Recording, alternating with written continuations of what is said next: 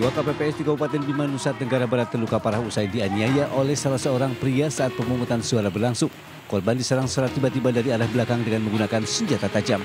Korban langsung tersungkur setelah mendapat 4 luka bacokan di bagian leher, punggung, dan tangan. Usai menyerang Ketua KPPS, pelaku Amiruddin sempat kabur sebelum akhirnya diamankan polisi dan TNI dari amukan massa. Di lantai 3. Para pengunjung dan pekerja pusat perbelanjaan di kawasan Bundaran HI Jakarta Pusat panik setelah mengetahui area lantai 3A gedung terbakar dan dipenuhi kepulan asap. Mereka langsung berhamburan keluar menyelamatkan diri karena khawatir amukan si jago merah terus membesar. Menurut salah seorang pengunjung, kebakaran terjadi di sebuah restoran yang ada di lantai 3A pusat perbelanjaan.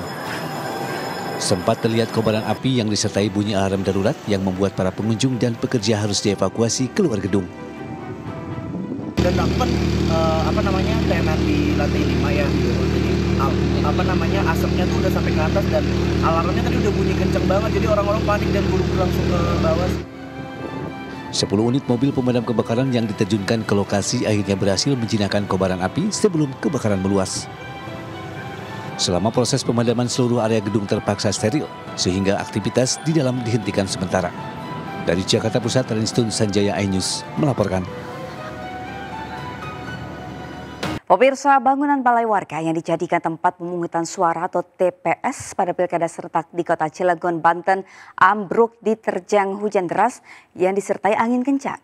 Sejumlah warga panik dan terluka tertimpa bangunan. Di sini ada kejadian, Pak. Nih, ininya roboh semua, tuh hancur. Sebuah bangunan yang dijadikan TPS 21 di lingkungan Kubang Sepat, Kecamatan Citangkil, Cilegon, Banten ambruk setelah diterjang angin kencang disertai hujan deras. Pak, ini gimana? Ininya pada rusak, Pak.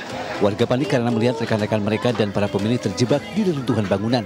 Sejumlah warga berhasil dievakuasi dan mendapatkan penanganan medis karena mengalami luka lebam. Saat kejadian, proses pemungutan suara sudah mencapai 70% dari total kurang lebih 500 orang pemilih tetap yang akan mencoblos calon gubernur dan wali kota.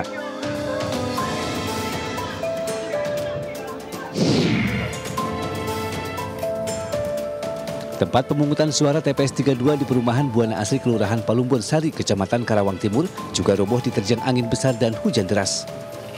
Kejadian tersebut membuat petugas dan warga berhamburan keluar. Beruntung semua kertas suara dan alat kelengkapan lainnya berhasil diselamatkan. Agar pelaksanaan pencoblosan tetap bisa berjalan, TPS dipindahkan ke musola yang tak jauh dari lokasi tempat pencoblosan. Akibatnya proses pemungutan suara pun sempat tertunda dan terpaksa dipindahkan ke musola. Nyoblos Bu. Tetap banjiran, tetap nyoblos nih. Warga Pekalongan, Jawa Tengah tetap antusias untuk menyalurkan hak suaranya meski wilayahnya kini dikepung banjir akibat tanggul sungai jebol. Ratusan warga bahkan berjalan kaki di tengah banjir menuju TPS. Mereka akan menggunakan hak pilihnya untuk pemilihan gubernur dan wakil gubernur Jawa Tengah. Banjir terparah berada di Kelurahan Pasir Keraton Keramat, Pekalongan Barat.